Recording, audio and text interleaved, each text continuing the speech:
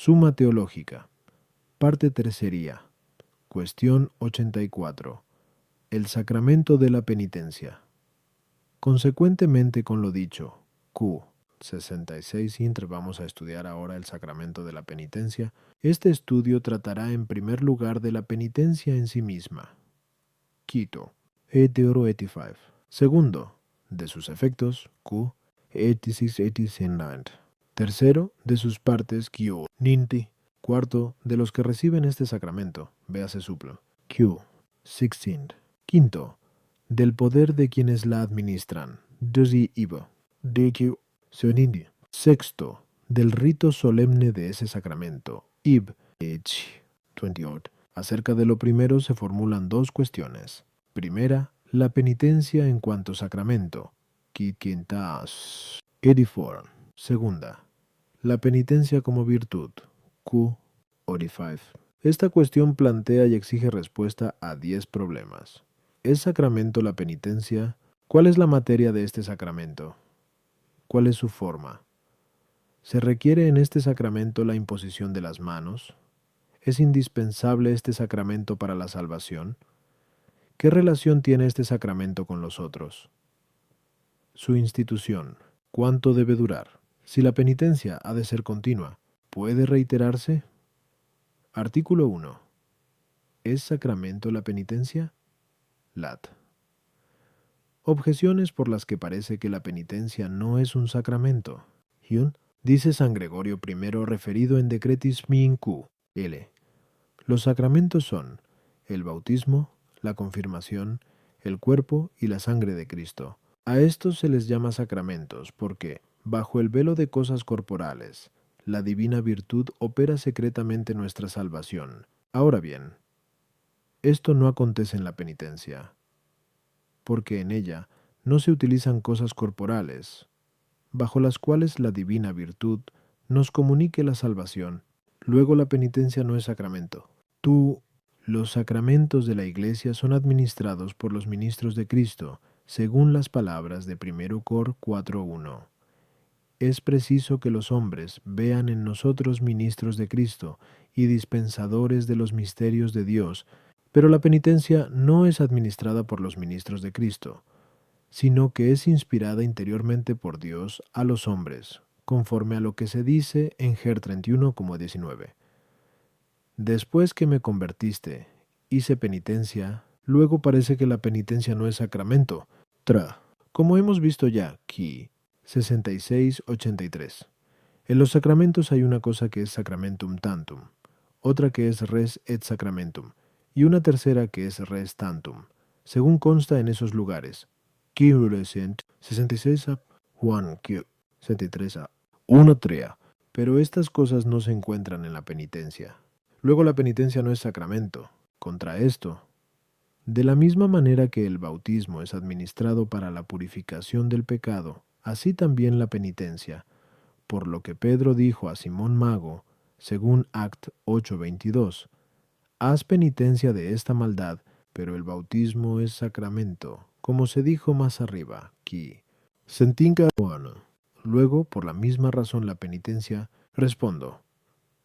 Como expone San Gregorio, el sacramento consiste en una ceremonia realizada de tal manera que recibimos simbólicamente lo que hemos de recibir santamente. Ahora bien, es claro que, en la penitencia, la ceremonia se realiza de tal manera que siempre significa algo santo, tanto por parte del penitente como por parte del sacerdote, que absuelve, porque el pecador penitente muestra con sus actos y sus obras que su corazón se aparta del pecado, igualmente, el sacerdote con las cosas que hace y dice al penitente significa que Dios perdona ese pecado.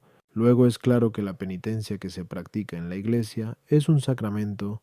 A las objeciones 1. Con el nombre de cosas materiales se entienden también en sentido amplio los actos exteriores sensibles, que en este sacramento vienen a ser como el agua en el bautismo o como el crisma en la confirmación. Se debe tener en cuenta, sin embargo, que en los sacramentos, en que se confiere una gracia superior a toda capacidad del acto humano, se utiliza una materia corporal externa, como sucede en el bautismo, donde se obtiene la plena remisión de los pecados en cuanto a la culpa y en cuanto a la pena, y en la confirmación, donde se da la plenitud del Espíritu Santo, y en la unción de los enfermos, donde se confiere la salud espiritual perfecta, proveniente de la virtud de Cristo, como de principio extrínseco, de donde resulta que si en estos sacramentos se dan los actos humanos, estos no pertenecen a la materia esencial del sacramento, sino que intervienen en él como disposiciones para recibirlo.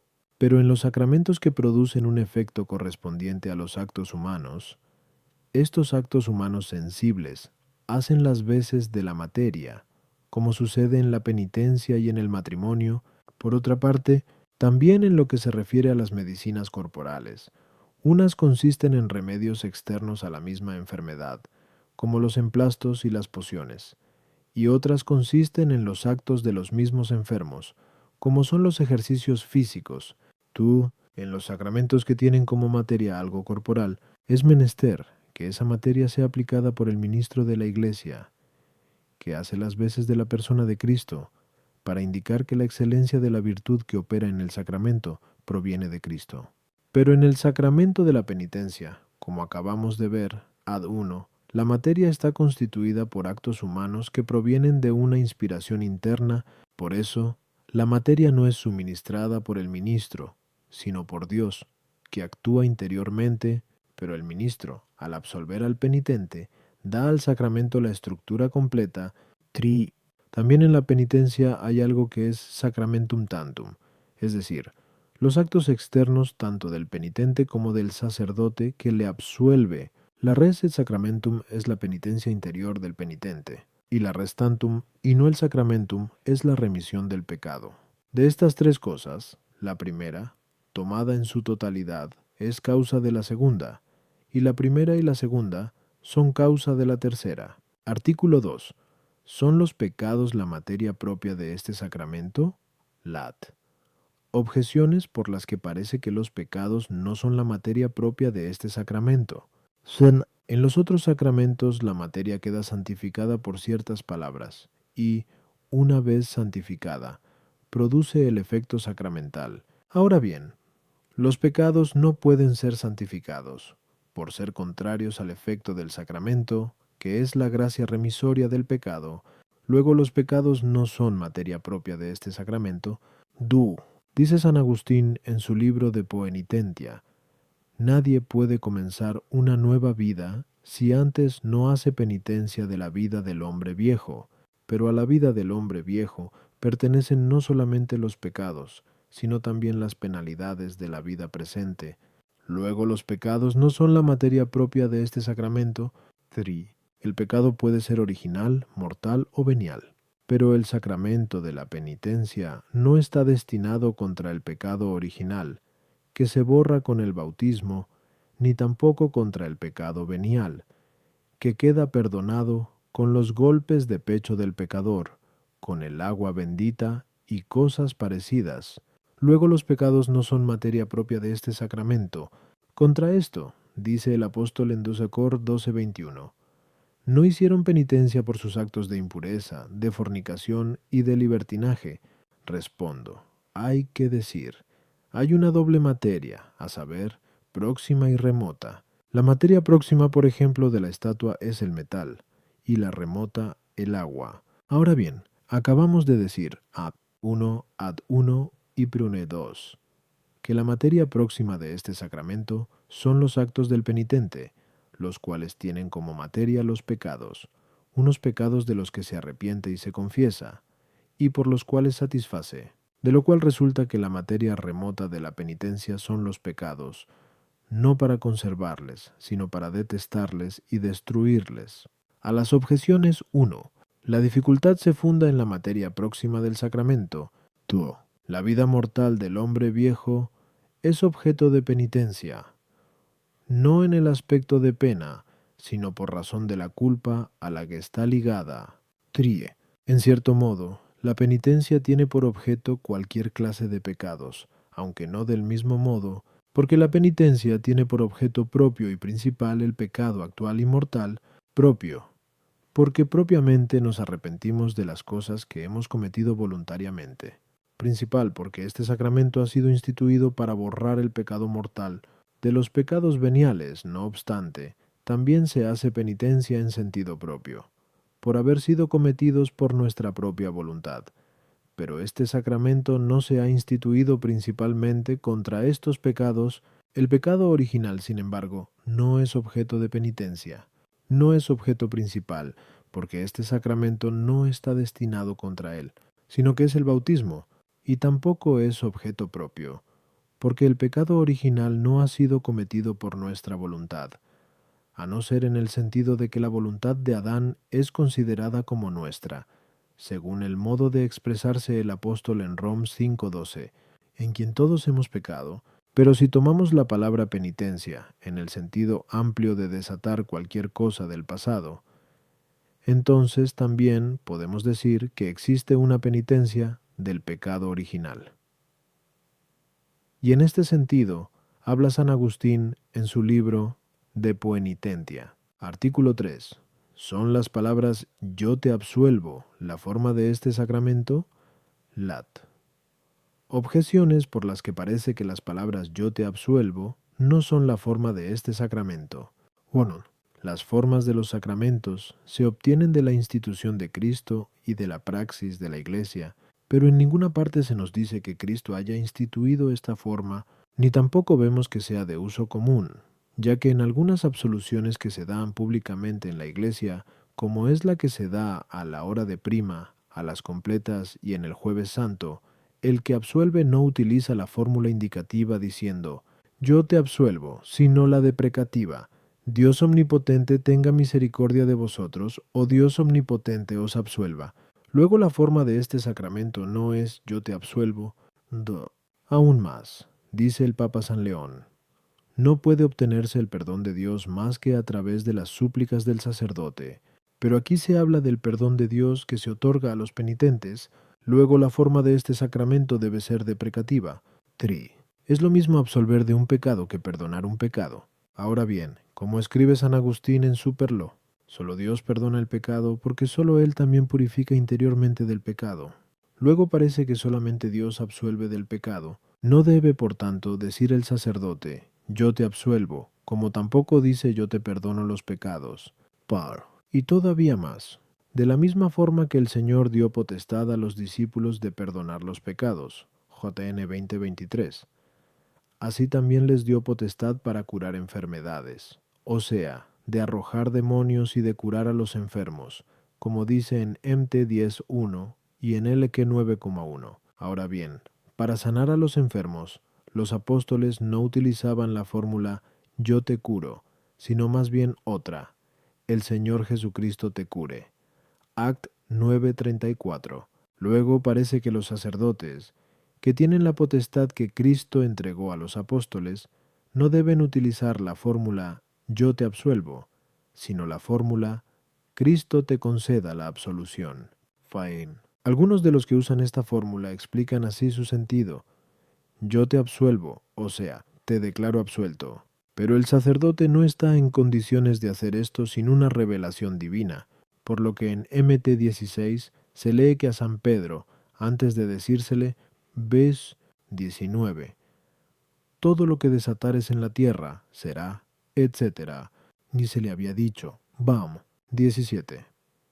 Bienaventurado eres, Simón, hijo de Jonas, porque no te ha revelado esto la carne ni la sangre, sino mi Padre que está en los cielos. Luego parece que el sacerdote, a quien no se le ha hecho una revelación, obra presuntuosamente al decir, yo te absuelvo, aunque le dé el sentido de, yo te declaro absuelto. Contra esto, de la misma forma que el Señor dijo a los discípulos, Mt 28:19, id y enseñad a todas las gentes bautizándolas, dijo también a Pedro, Mt 16:19, todo lo que desatares. Pero el sacerdote, apoyado por la autoridad de estas palabras, dice, yo te bautizo. Luego, con la misma autoridad, debe decir en este sacramento, yo te absuelvo. Respondo, en cualquier género de cosas, la perfección se le atribuye a la forma.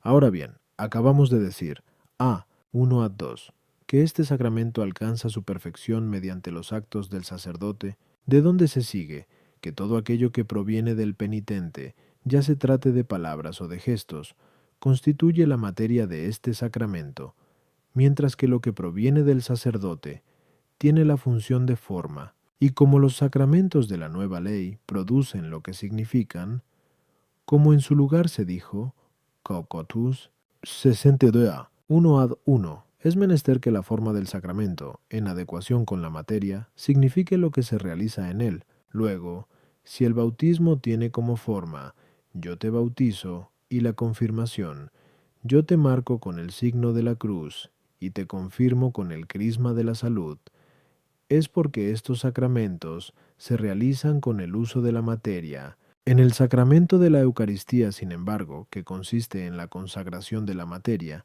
se manifiesta la realidad de la consagración con las palabras, esto es mi cuerpo. Pero el sacramento de que hablamos, esto es el de la penitencia, no consiste en la consagración de una determinada materia, ni en el uso de una materia ya santificada, sino más bien en la remoción de una cierta materia, es decir, del pecado. En el sentido en que se dice que los pecados son materia de la penitencia, según la explicación dada. Amin es to. Pues bien, esta remoción queda indicada por el sacerdote cuando dice, yo te absuelvo, puesto que los pecados son ciertas ataduras, según aquellas palabras de Prov 5:22. El malvado será presa de sus propias iniquidades, y será capturado con los lazos de su pecado. Por lo cual, queda demostrado que la fórmula yo te absuelvo es forma apropiadísima de este sacramento. A las objeciones, 1. Esta forma se deduce de las mismas palabras que Cristo dirigió a San Pedro. Todo lo que desatares en la tierra, etc. Mete 16:19. Y la Iglesia se sirve de esta forma para la absolución sacramental. Pero las absoluciones dadas en público no son absoluciones sacramentales, sino oraciones ordenadas a perdonar los pecados veniales, por lo que en la absolución sacramental no sería suficiente decir Dios omnipotente, tenga misericordia de ti, o Dios te conceda la absolución y el perdón, ya que por estas palabras el sacerdote no significa que se realiza la absolución, sino que pide que se realice, no obstante, se antepone también esta oración en la absolución sacramental, para no impedir el efecto del sacramento por parte del penitente, cuyos actos constituyen la materia de este sacramento, y no así en el bautismo ni en la confirmación. Las palabras del Papa San León se refieren a la oración deprecatoria que precede a la absolución, y no impiden que el sacerdote absuelva. 3. Solo Dios tiene autoridad para absolver y perdonar los pecados, y los sacerdotes hacen una y otra cosa de modo ministerial, en el sentido de que las palabras del sacerdote actúan instrumentalmente en este sacramento, al igual que en los otros, porque es siempre la virtud divina la que actúa interiormente en todos los signos sacramentales, ya se trate de cosas o de palabras, como en su lugar se dijo, Quintito Siauku, se usa 1Q, 64:1. Por eso, el Señor hizo mención expresa de una y otra, cuando en Mateo 16:19 dice a Pedro, todo lo que desatares en la tierra, etc., fue en JN 20:23. A quien perdonéis los pecados les quedan perdonados. Sin embargo, el sacerdote dice, yo te absuelvo, en lugar de yo te perdono los pecados, porque esas palabras están más de acuerdo con las que utilizó el Señor al entregar el poder de las llaves, por el que absuelve el sacerdote. Sin embargo, puesto que el sacerdote solo absuelve como ministro, es justo añadir algo que manifieste la suprema autoridad de Dios, con lo que se obtiene la fórmula yo te absuelvo en el nombre del Padre, y del Hijo, y del Espíritu Santo, o en virtud de la pasión de Cristo, o por la autoridad de Dios, según explica Dionisio en Coelesti Hier. Y puesto que esto no está determinado en las palabras de Cristo, como en el caso del bautismo, esta añadidura se deja al arbitrio del sacerdote, paro. A los apóstoles no les fue concedido el poder de curar directamente a los enfermos, sino que los enfermos sanasen por la oración de ellos. En cambio, A ellos se les concedió el poder de actuar instrumentalmente o ministerialmente en los sacramentos, y por eso pueden significar más su propio acto en las formas sacramentales que en las curaciones de enfermedades. Sin embargo, no siempre se recurría en estas curaciones a fórmulas deprecatorias, sino que también algunas veces se utilizaba el modo indicativo o el imperativo, como en el caso de Act 3,6, cuando San Pedro dijo al tullido: te doy lo que tengo. En el nombre de Jesucristo, levántate y anda. La interpretación de la fórmula yo te absuelvo en el sentido de yo te declaro absuelto, aunque tiene parte de verdad, no es del todo exacta, porque los sacramentos de la nueva ley no solamente significan, sino que hacen lo que significan. Por tanto, de la misma forma que el sacerdote, cuando bautiza a alguien, manifiesta que esa persona ha quedado interiormente purificada a través de las palabras y los ritos, no solo simbólicamente, sino también realmente. Así también cuando dice, yo te absuelvo, declara que ese hombre ha sido absuelto, no solo simbólica, sino efectivamente, y no habla como de cosa incierta, porque, como los otros sacramentos de la nueva ley, tienen de suyo un efecto seguro en virtud de la pasión de Cristo, aunque pueda ser impedido por parte de quien lo recibe, así también ocurre en este sacramento, por lo que San Agustín dice en su libro de Adult, Conjun, una vez que el adulterio cometido ha sido expiado, ya no es deshonesta ni difícil la reconciliación de los esposos, ya que, gracias a las llaves del reino de los cielos, no hay duda del perdón de los pecados. Por eso, el sacerdote no tiene necesidad de una revelación especial, sino que es suficiente la revelación general de la fe, en la que se habla del perdón de los pecados. Por eso se dice que a San Pedro le fue hecha esta revelación de la fe. No obstante, una interpretación más exacta de la fórmula yo te absuelvo sería: yo te imparto el sacramento de la absolución. Artículo 4. ¿Se requiere en este sacramento la imposición de manos por parte del sacerdote? Lat. Objeciones por las que parece que en este sacramento se requiere la imposición de manos por parte del sacerdote. 1. Se dice en Meque 16:18, impondrán las manos a los enfermos, y éstos recobrarán la salud. Ahora bien, los pecadores son enfermos espirituales, que reciben la salud a través de este sacramento. Luego en este sacramento se requiere la imposición de las manos.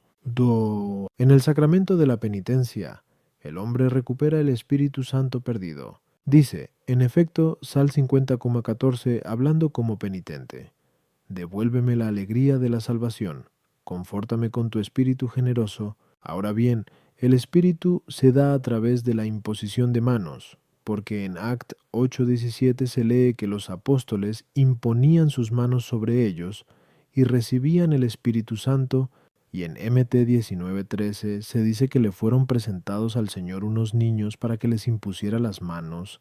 Luego en este sacramento es necesaria la imposición de las manos. 3. Son de mayor eficacia las palabras del sacerdote en este sacramento que en los otros, pero en los otros sacramentos no son suficientes las palabras del ministro si no van acompañadas de un acto, como ocurre, por eso, serio en el bautismo, donde al mismo tiempo que el sacerdote dice yo te bautizo, se requiere también la ablución corporal. Luego, al mismo tiempo que el sacerdote dice yo te absuelvo, es indispensable que realice un acto sobre el penitente imponiéndole las manos. Contra esto, el Señor dijo a Pedro, Mt 16:19, todo lo que desatares en la tierra, etc., sin hacer mención de la imposición de manos, ni tampoco la menciona cuando dice a todos los apóstoles en J. Morene 20:23, aun quienes perdonéis los pecados les quedan perdonados. Luego en este sacramento no se requiere la imposición de manos. Respondo.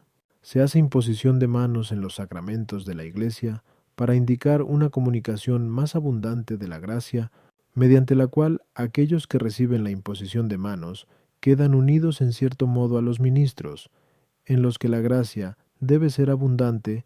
Por eso, la imposición de las manos se hace en el sacramento de la confirmación, en el que se confiere la plenitud del Espíritu Santo, y en el sacramento del orden, en el que se otorga un cierto poder superior sobre los divinos misterios, por lo que en 2 Tim 1,6 se dice: reaviva la gracia de Dios que está en ti a través de la imposición de mis manos. Pero el sacramento de la penitencia no está destinado a comunicar una mayor excelencia de la gracia, sino a la remisión de los pecados. En consecuencia, en este sacramento no se requiere la imposición de manos, como tampoco se requiere en el bautismo, en el que se realiza, sin embargo, una más profunda remisión de los pecados. A las objeciones 1. Esa imposición de manos sobre los enfermos no es un rito sacramental, sino que está destinada a realizar un milagro, de tal manera que el contacto de las manos de hombres santos hacía desaparecer también las enfermedades corporales, y en este sentido se lee en Mac 6:5 que el Señor curaba a los enfermos imponiéndoles las manos, y en Mt 8:3 se dice que tocó a un leproso y le curó. No toda recepción del Espíritu Santo requiere una imposición de manos, porque también en el bautismo recibe el hombre el Espíritu Santo, y sin embargo, no se imponen sobre él las manos, pero la recepción de la plenitud del Espíritu Santo sí requiere la imposición de manos, y esta plenitud se recibe en la confirmación. 3. En los sacramentos que se realizan utilizando la materia, el ministro tiene que ejercer un acto corporal sobre quien recibe el sacramento, como ocurre en el bautismo, en la confirmación y en la extrema unción, pero este sacramento no consiste en la utilización de ninguna materia exterior, sino que hacen de materia los actos del penitente. Por tanto, de la misma manera que en la Eucaristía, el sacerdote realiza el sacramento con la sola pronunciación de las palabras, así también aquí las solas palabras del sacerdote que absuelve realizan el sacramento de la absolución, y si hubiese de ejercer algún acto corporal el sacerdote, ¿no sería menos adecuada la señal de la cruz, que se emplea en la Eucaristía, que la imposición de manos, para significar así que los pecados se perdonan por la sangre de Cristo? Sin embargo, no es necesario este signo ni en este sacramento ni en la Eucaristía. Artículo 5. ¿Es indispensable este sacramento para la salvación? Lat. Objeciones por las que parece que este sacramento no es indispensable para la salvación. 1. Comentando las palabras de Sal 125,5. Los que sembraban con lágrimas, dice la glosa, no estás triste si posees una buena voluntad, porque ella te producirá frutos de paz. Pero la tristeza es elemento propio de penitencia, según las palabras de 2 Cor 7:10. La tristeza, según Dios, produce firme penitencia para la salvación. Luego, la buena voluntad sin la penitencia es suficiente para la salvación. Tú. Se dice en Prov 10,12. El amor cubre todas las faltas. Y un poco después, en 15:27. Vi.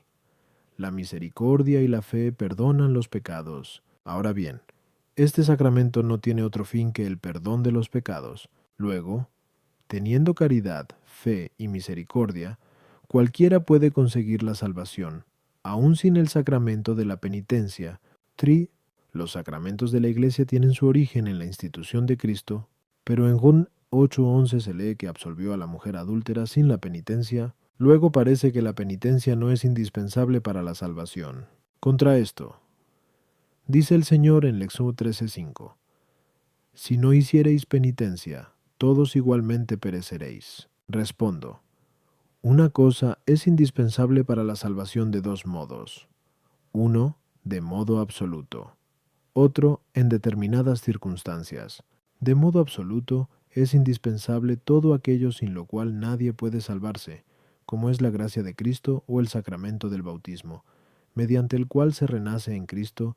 Pero el sacramento de la penitencia es indispensable solo en determinadas circunstancias, o sea, es indispensable no a todos, sino a aquellos que yacen bajo el peso del pecado. Se dice, en efecto, al final del Dospar, y tú, Señor de los justos, no impusiste penitencia a los justos Abraham, Isaac y Jacob, los cuales no pecaron contra ti. Ahora bien, el pecado, una vez consumado, engendra la muerte, como se dice en Sant 1:15. Por tanto, es indispensable para la salvación del pecador que le sea quitado el pecado. lo cual no se puede conseguir sin el sacramento de la penitencia, en el cual actúa la virtud de la pasión de Cristo por la absolución del sacerdote, en simultaneidad con los actos del penitente, el cual coopera con la gracia en la destrucción del pecado, puesto que, como dice San Agustín en Superlo, el que te creó sin ti no te salvará sin ti. Por consiguiente, queda claro que el sacramento de la penitencia es indispensable para la salvación después del pecado, de la misma manera que la medicina es indispensable para el cuerpo después que uno ha contraído una enfermedad grave. A las objeciones 1. Esa glosa parece que debe referirse a aquellos cuya buena voluntad no ha sido interrumpida por ningún pecado. Estos, ciertamente, no tienen ningún motivo de tristeza, pero desde el momento en que la buena voluntad ha quedado suprimida por el pecado, no puede ser restituida sin la tristeza, puesto que uno debe dolerse del pecado cometido, y este dolor pertenece a la penitencia. Desde el momento en que uno ha cometido un pecado, no le libran de él la caridad, la fe y la misericordia sin la penitencia. La caridad, en efecto, exige que el hombre se duela de la ofensa cometida contra el amigo, y que el hombre busque la reconciliación con el amigo. Igualmente, la fe exige que uno quiera ser justificado por la virtud de la pasión de Cristo, que actúa en los sacramentos de la Iglesia, y, finalmente, la misericordia bien ordenada exige que el hombre remedie con la penitencia la miseria en que cae por el pecado, según las palabras de Prov 14:34. El pecado hace miserables a los pueblos. Por eso también se dice en Eclo 30:24. Ten misericordia de tu alma haciendo lo que place a Dios. 3. Cristo confirió a la mujer adúltera el efecto del sacramento de la penitencia, que es la remisión de los pecados, por la potestad de excelencia que solamente Él tuvo, como se dijo ya, aunque se le confirió no sin la penitencia interior, que Él mismo por la gracia produjo en ella. Artículo 6. ¿Es la penitencia la segunda tabla de salvación después del naufragio? Lat. Objeciones por las que parece que la penitencia no es la segunda tabla de salvación después del naufragio. 1. Comentando las palabras de Is 3:9, proclamaron su pecado como Sodoma, dice la glosa. La segunda tabla de salvación después del naufragio es ocultar los pecados. Ahora bien, la penitencia no esconde los pecados, sino más bien los revela. Luego la penitencia no es la segunda tabla de salvación. Los cimientos en un edificio ocupan no el segundo lugar, sino el primero. Ahora bien, la penitencia en el edificio espiritual es el cimiento, según las palabras de Heb 6:1.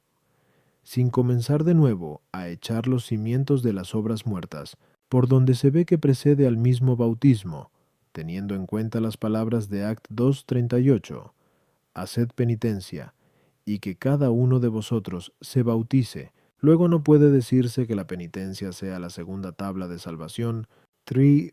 Todos los sacramentos son tablas de salvación, o sea, remedios contra el pecado. Ahora bien, la penitencia no ocupa el segundo lugar entre los sacramentos, sino el cuarto, como se deduce de lo dicho. Que 65 start. Luego no puede decirse que la penitencia sea la segunda tabla de salvación después del naufragio contra esto. Dice San Jerónimo que la segunda tabla de salvación después del naufragio es la penitencia. Respondo. Lo que es por sí mismo precede naturalmente a lo que es de modo accidental, de la misma manera que la sustancia precede al accidente. Ahora bien, algunos sacramentos están destinados por sí mismos a la salvación del hombre, como es el caso del bautismo, que es una generación espiritual, la confirmación, que es un crecimiento espiritual, y la Eucaristía, que es un alimento espiritual, pero la penitencia está destinada a la salvación del hombre como de modo accidental, es decir, en el supuesto de que el hombre peque. Porque si el hombre no cometiese un pecado personal, no tendría necesidad de penitencia, aunque sí tendría necesidad del bautismo, de la confirmación y de la Eucaristía, de la misma manera que en la vida corporal no tendría el hombre necesidad de medicina si no enfermase, pero siempre tendrá necesidad el hombre para la vida de la generación, del crecimiento y del alimento, y, por eso, La penitencia ocupa un segundo lugar con respecto al estado de integridad que se confiere y se conserva por los referidos sacramentos, por eso se la llama metafóricamente segunda tabla de salvación después del naufrago, porque el primer remedio para los navegantes es conservarse en la nave íntegra, y el segundo, después del hundimiento de la nave, es agarrarse a una tabla, pues, de la misma manera, el primer remedio en el mar de esta vida es que el hombre conserve la integridad, y el segundo es, si pierde la integridad por el pecado, que la recupere por la penitencia. A las objeciones. 1. Los pecados pueden ocultarse de dos maneras. Primera, mientras se está cometiendo el pecado, es, efectivamente, peor pecar en público que en privado, ya sea porque el pecador público da la impresión de pecar con mayor desprecio, ya sea porque con su pecado escandaliza a los demás, y por eso el hecho de pecar ocultamente es ya un cierto remedio contra el mismo pecado. Y, en este sentido, dice la glosa que la segunda tabla de salvación después del naufragio es ocultar los pecados, no porque este ocultamiento quite el pecado, como la penitencia, sino porque el pecado así es menos grave. Segunda, uno puede ocultar el pecado cometido no diciéndolo en confesión, lo cual es incompatible con la penitencia. En este caso, ocultar el pecado no es una segunda tabla de salvación, sino que es más bien lo contrario de esta tabla, ya que se dice en Prov 28.12, el que encubre sus faltas no prosperará. No puede afirmarse que la penitencia sea el cimiento del edificio de la vida espiritual en sentido absoluto, o sea, en la primera edificación, sino que es el cimiento en la reedificación, que se realiza después de la destrucción del pecado, porque lo primero que se le pide a quien desea volver a Dios es la penitencia. Y el apóstol se refiere en este texto al fundamento de la doctrina espiritual. Por otra parte, la penitencia que precede al bautismo no es la penitencia sacramental. 3. Los tres primeros sacramentos representan la integridad de la nave, o sea, el estado de integridad espiritual, con relación al cual la penitencia se denomina segunda tabla de salvación. Artículo 7. ¿Fue oportuno instituir este sacramento en la nueva ley? Lat. Objeciones, por las que parece que no fue oportuno instituir este sacramento en la nueva ley. Ua. Las cosas que son de derecho natural no tienen necesidad de ser instituidas. Ahora bien, hacer penitencia del mal que uno ha cometido es de derecho natural, porque nadie puede amar el bien sin dolerse de su contrario. Luego no fue oportuna la institución de la penitencia en la nueva ley. Lo que ya existía en la antigua ley no debía ser instituido, pero en la antigua ley también existía la penitencia, ya que el Señor se lamenta por boca de Ger 8,6 diciendo, nadie hay que haga penitencia de sus pecados diciendo, ¿qué hice? Luego la penitencia no debió ser instituida en la nueva ley. 3. La penitencia sigue al bautismo, pues es la segunda tabla de salvación, como ya dijimos, a 6. No obstante, parece que el Señor instituyó la penitencia antes que el bautismo cuando mandó, haced penitencia, que se acerca el reino de los cielos. Mt 6:17. Luego este sacramento fue convenientemente instituido en la nueva ley. Los sacramentos de la nueva ley han sido instituidos por Cristo, por cuya virtud operan, como se dijo en su lugar,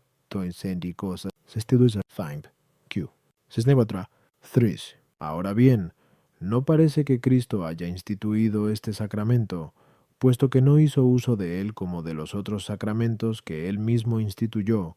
Luego no fue oportuna la institución de este sacramento en la nueva ley. Contra esto, dijo el Señor, como consta en Lec 24, 46, 47. Convenía que Cristo padeciese y resucitase de entre los muertos al tercer día, y que en su nombre se predicase la penitencia para la remisión de los pecados de todas las gentes. Respondo, como se acaba de exponer, a Anadion 2. A 2. En este sacramento los actos del penitente hacen de materia, y lo que pertenece al sacerdote que actúa como ministro de Cristo constituye lo formal y perfectivo del sacramento. Ahora bien, la materia, también la de los otros sacramentos, tiene ya una preexistencia, sea en la naturaleza, como el agua, sea por combinación artificial, como el pan, pero para que esta materia sirva para el sacramento se necesita la institución que lo determine. Sin embargo, la forma del sacramento y su virtud operativa dependen íntegramente de la institución de Cristo, de cuya pasión reciben los sacramentos toda su eficacia. Así pues, la materia de este sacramento preexiste en la naturaleza, ya que la razón natural mueve al hombre a hacer penitencia de los males que ha cometido, pero que el hombre haga penitencia de este o aquel modo ya depende de la institución divina. Por esto el Señor exhortaba a los hombres, al principio de su predicación, no sólo a arrepentirse, sino también a hacer penitencia, indicándoles de modo concreto los actos requeridos para este sacramento, pero lo que pertenece al oficio de los ministros lo determinó en Mt 16:19, donde dijo a Pedro: a ti te daré las llaves del reino de los cielos, etc. Y la eficacia de este sacramento, así como el origen de su virtud, la manifestó después de la resurrección cuando dijo, según Les 24, fuérese, que había que predicar en su nombre la penitencia y la remisión de los pecados a todas las gentes, después de haber hablado de la pasión y de la resurrección, porque este sacramento tiene eficacia para perdonar los pecados en virtud del nombre de Cristo, que murió y resucitó, y así queda clara la oportunidad de instituir este sacramento en la nueva ley. A las objeciones 1. Es de derecho natural que uno haga penitencia del mal cometido, doliéndose de haberlo cometido, buscando de alguna manera un remedio para este dolor y manifestando al mismo tiempo signos del propio dolor, como hicieron, por ello, y los ninivitas, según se refiere en John 3:4 ss. En estos, sin embargo, algo debió de añadírseles de la fe que habían recibido por la predicación de Jonás, o sea, el que hicieran la penitencia con la esperanza de conseguir el perdón divino, de acuerdo con lo que allí mismo, Pindo 9, se dice.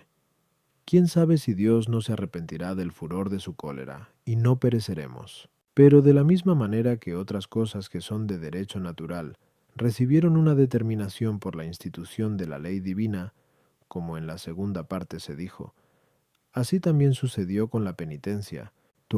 Las cosas que son de derecho natural recibieron determinaciones diversas en la antigua y en la nueva ley, proporcionalmente a la imperfección de la antigua y la perfección de la nueva, por lo que la penitencia también en la antigua ley recibió alguna determinación. En lo que se refiere al dolor, existió el mandato de que existiese más en el corazón que en los signos externos, como consta en las palabras de J.L. 2:13.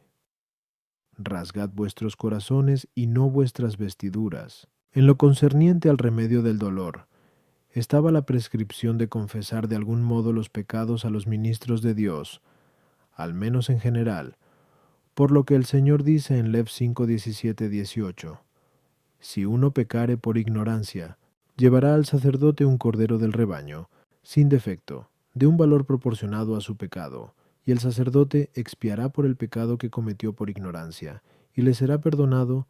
Así que, por el hecho de que uno presentaba una oblación por el pecado, de alguna manera confesaba al sacerdote su pecado, de ahí que en Prov 28:13 se diga, el que oculta sus pecados no prosperará, el que los confiesa y se enmienda alcanzará misericordia. La potestad de las llaves, sin embargo, que deriva de la pasión de Cristo, no había sido instituida todavía, y, por consiguiente, no se había determinado aún que uno tenía que dolerse de su pecado con propósito de someterse por la confesión y la satisfacción a las llaves de la Iglesia, con la esperanza de conseguir el perdón por virtud de la pasión de Cristo.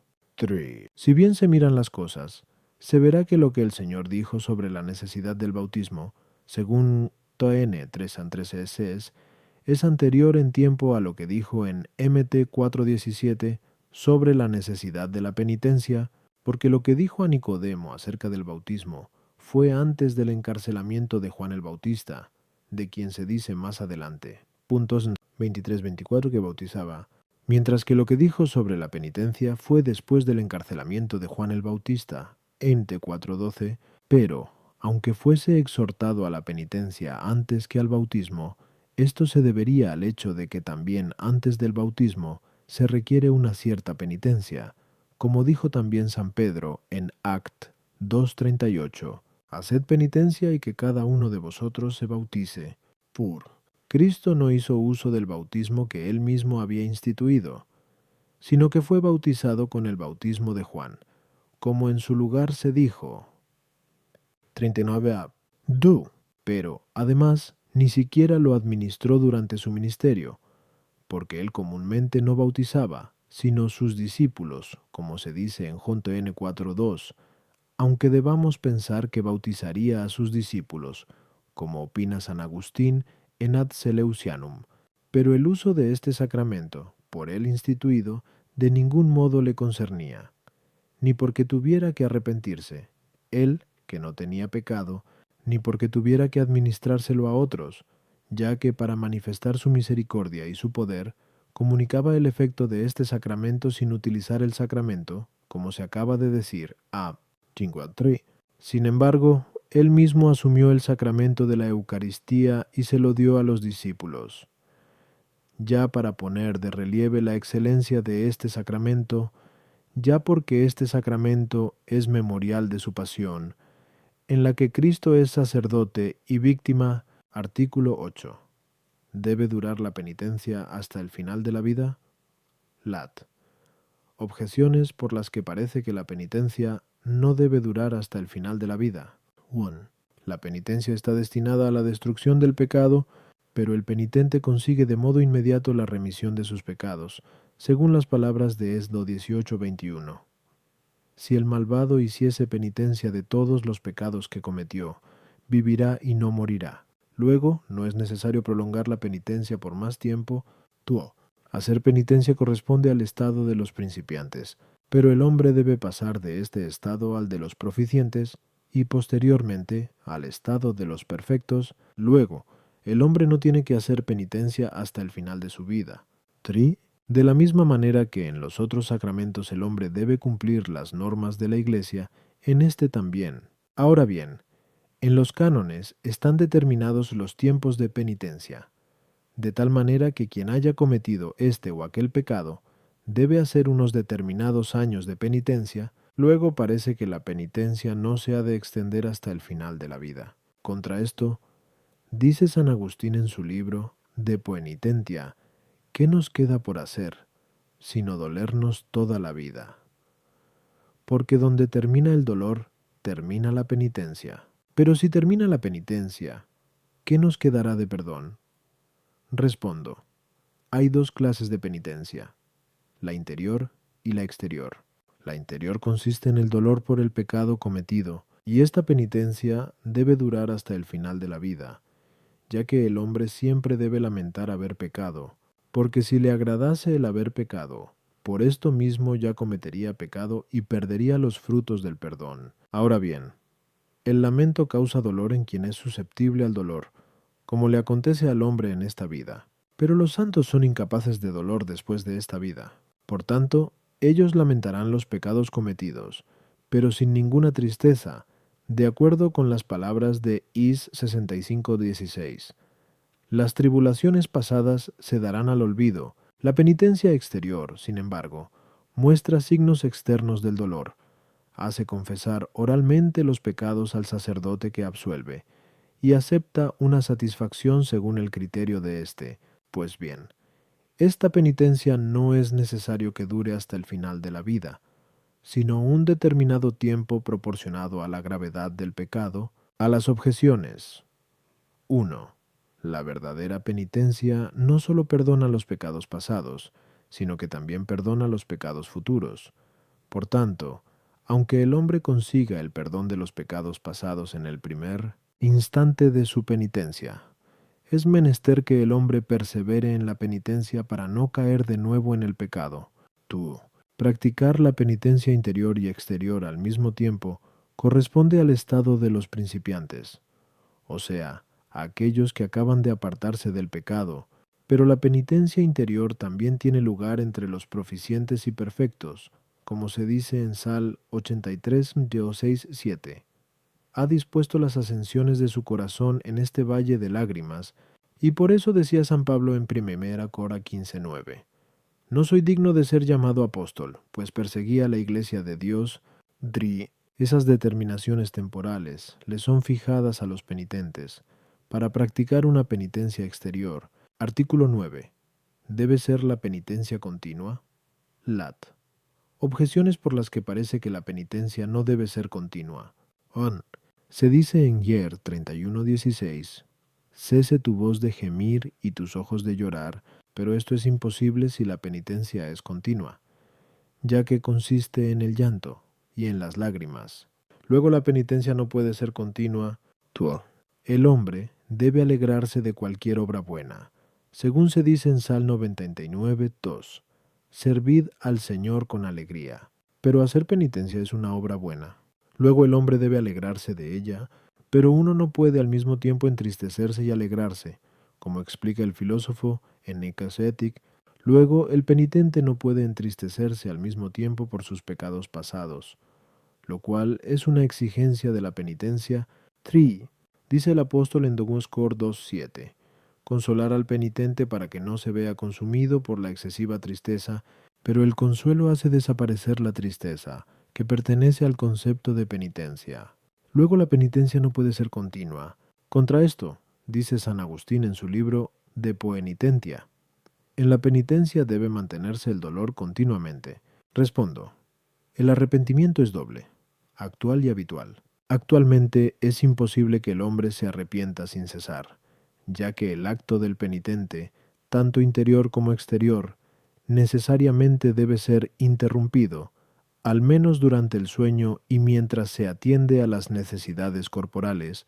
La otra manera de arrepentirse es la habitual, y, en este sentido, el arrepentimiento del hombre debe ser continuo, ya porque el hombre nunca debe hacer nada que sea contrario a la penitencia, con lo que quebraría su disposición penitencial, ya porque siempre debe tener en su propósito aborrecer los pecados pasados.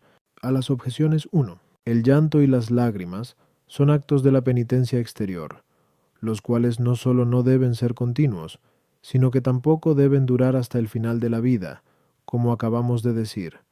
Amías un torastrona cinta, 8. Por eso, en ese mismo texto se dice a continuación, es una recompensa de tu obra. Ahora bien, la recompensa de la obra del penitente es la plena remisión de su pecado en cuanto a la culpa y en cuanto a la pena, y después de haber conseguido esta remisión, no es necesario que el hombre siga haciendo penitencia exterior, pero esto no excluye el que continúe haciendo penitencia de la forma indicada. C. 2. De la tristeza y de la alegría podemos hablar en dos sentidos. Primero, en cuanto que son pasiones del apetito sensitivo, y, en este sentido, de ninguna manera pueden existir al mismo tiempo, ya que son absolutamente contrarias, tanto por parte del objeto, cuando se refieren a la misma cosa, como por parte de la reacción del corazón, ya que la alegría produce una dilatación del corazón, mientras que la tristeza produce una contracción del mismo, y de esto habla el filósofo en Nuine Ethicorum. Segundo, podemos hablar de la alegría y de la tristeza en cuanto que son actos de la voluntad, a la cual gusta o no gusta una cosa. Y en este sentido, no pueden ser contrarios más que por parte del objeto, o sea, en cuanto se refieren a la misma cosa bajo el mismo aspecto, en cuyo caso no pueden coexistir la alegría y la tristeza, porque una misma cosa, en el mismo sentido, no puede al mismo tiempo agradar y desagradar. Pero si la alegría y la tristeza, así consideradas, no se refieren a la misma cosa y bajo el mismo aspecto, sino a cosas diversas, o a la misma cosa bajo diversos aspectos, entonces no hay incompatibilidad entre la alegría y la tristeza. Por tanto, nada impide que uno se alegre y se entristezca a la vez, como si vemos que el justo está afligido. Nos alegramos de su justicia y nos entristecemos por su aflicción. Y de este modo, puede uno dolerse de haber pecado y alegrarse al mismo tiempo de este dolor, al cual va acompañada la esperanza del perdón, por lo que la misma tristeza es materia de alegría. Por eso escribe San Agustín en su libro De Poenitentia. duélase siempre el penitente y alégrese de su dolor. Pero aunque la tristeza en ningún modo se hiciera compatible con la alegría, no por eso desaparecería la continuidad habitual de la penitencia, sino sólo la actual. 3. A la virtud corresponde, como afirma el filósofo en su Ethic, el término medio en las pasiones. Ahora bien, la tristeza, que se origina en el apetito sensitivo del penitente como efecto del disgusto de la voluntad, es una pasión, por lo que ha de ser moderada por la virtud, de tal manera que el exceso es vicioso porque conduce a la desesperación. Esto es lo que quiere decir el apóstol cuando escribe, para que no se vea consumido por la excesiva tristeza y, así, el consuelo de que habla aquí el apóstol es moderador de la tristeza, aunque no la elimina totalmente. Artículo 10. ¿Puede reiterarse el sacramento de la penitencia? Lat. Objeciones por las que parece que el sacramento de la penitencia no puede reiterarse. 1. Dice el apóstol en Heb 6:4. 6. Los que fueron iluminados una vez y gustaron el don celestial, y se hicieron partícipes del Espíritu Santo, y cayeron, es imposible que sean renovados de nuevo por la penitencia. Ahora bien, los que hicieron penitencia fueron iluminados y recibieron el Espíritu Santo. Luego el que peca después de la penitencia no puede hacer nueva penitencia. Dice San Ambrosio en su libro De Poenitentia. Hay gentes que piensan que pueden hacer penitencia varias veces. Estos abusan de Cristo, porque si hicieran verdadera penitencia no pensarían reiterarla después, ya que, de la misma manera que el bautismo es uno, así también la penitencia, pero el bautismo no se reitera. Luego tampoco la penitencia. 3. Los milagros mediante los cuales curaba el Señor las enfermedades corporales significaban la curación de las enfermedades espirituales, por las que los hombres eran liberados de sus pecados. Ahora bien, en ninguna parte del Evangelio se lee que el Señor haya iluminado 2 veces a un ciego, o que haya sanado 2 veces a un leproso, o que haya resucitado 2 veces a un muerto. Luego parece que tampoco debe darse al pecador 2 veces el perdón mediante la penitencia. Dice San Gregorio en una homilía de Cuaresma. La penitencia consiste en llorar los pecados pasados y en no cometer de nuevo acciones de llanto. Y San Isidoro, en su libro De Sumo Bono, escribe: es un burlón y no un penitente quien sigue haciendo aquello de lo cual se ha arrepentido. Luego, si uno se arrepintiese de verdad, no volvería a pecar. Luego no puede reiterarse la penitencia. 5. De la misma manera que el bautismo recibe su eficacia de la pasión de Cristo, así también la penitencia, pero el bautismo no se repite a causa de la unidad de la pasión y muerte de Cristo. Luego, por la misma razón, la penitencia tampoco se repite. 5. Dice San Gregorio: la facilidad del perdón es un incentivo para pecar. Luego, si Dios concediese a menudo el perdón por la penitencia, parece que Él mismo daría un incentivo a los hombres para pecar, con lo que parecería que se deleita en el pecado. Luego la penitencia no se puede repetir. Contra esto, el hombre es invitado a la misericordia con el ejemplo de la misericordia divina, como se lee en Lex 6:36. Sed misericordiosos como vuestro Padre es misericordioso. Ahora bien, el Señor impone a sus discípulos la misericordia de perdonar muchas veces a los hermanos que pecan contra sí mismos. De hecho, en Mt 18:21-22, cuando Pedro le pregunta: ¿cuántas veces tengo que perdonar a mi hermano si peca contra mí? Hasta 7 veces. Jesús responde: no te digo hasta 7 veces, sino hasta 70 veces 7. Luego también Dios concede muchas veces el perdón a los que pecan a través de la penitencia, tanto más cuanto que Él nos exhorta a pedir: perdónanos nuestras deudas, como nosotros perdonamos a nuestros deudores. Mt 6:12. Respondo: a propósito de la penitencia, algunos se equivocaron al afirmar que el hombre no podía conseguir por segunda vez el perdón de sus pecados. Algunos de ellos fueron los novacianos, quienes llegaron a decir que, después de la primera penitencia obtenida con el bautismo, los pecadores no pueden ser rehabilitados de nuevo por la penitencia. Hubo otros herejes, como indica San Agustín en su libro De Poenitentia, que admitían una penitencia útil después del bautismo, no muchas veces, sino solamente una. Pues bien, estos errores parece que procedían de dos motivos. Primero, erraban sobre la verdadera naturaleza de la penitencia, porque, como para la verdadera penitencia se requiere la caridad, sin la cual no se borran los pecados, creían que la caridad, una vez poseída, ya no se podía perder, y por tanto, que la penitencia, cuando es verdadera, nunca puede desaparecer por el pecado, de tal manera que sea necesario repetirla. Pero este error ya ha sido rebatido en la segunda parte, 2.2q, vínculo, CMI 11, donde se demostró que la caridad poseída puede perderse a causa del libre albedrío, y por consiguiente, después de una verdadera penitencia, puede uno pecar mortalmente. Segundo, erraban en el criterio de pecado grave, porque pensaban que el pecado cometido después de haber obtenido el perdón era tan grave que ya no era posible perdonarlo de nuevo, en lo cual se equivocaban. Por parte del pecado, el cual, después del perdón obtenido, puede ser más o menos grave que el pecado anteriormente perdonado, y mucho más contra la infinita misericordia divina, que está por encima del número y de la gravedad de todos los pecados, según la expresión de Sal 53. Compadécete de mí, oh Dios, según tu gran misericordia, y por tu inmensa compasión borra mi culpa. Aquí se desautorizan las palabras de Caín, que decía en Gen 4:13, mi culpa es demasiado grande para obtener perdón. Por consiguiente, la misericordia de Dios ofrece a los pecadores el perdón por la penitencia sin ninguna limitación, por lo que se dice en 2 par. Al final, inmensa e inconmensurable es la misericordia de tus promesas sobre los pecados de los hombres. Con lo cual queda demostrado que la penitencia puede repetirse varias veces. A las objeciones, 1.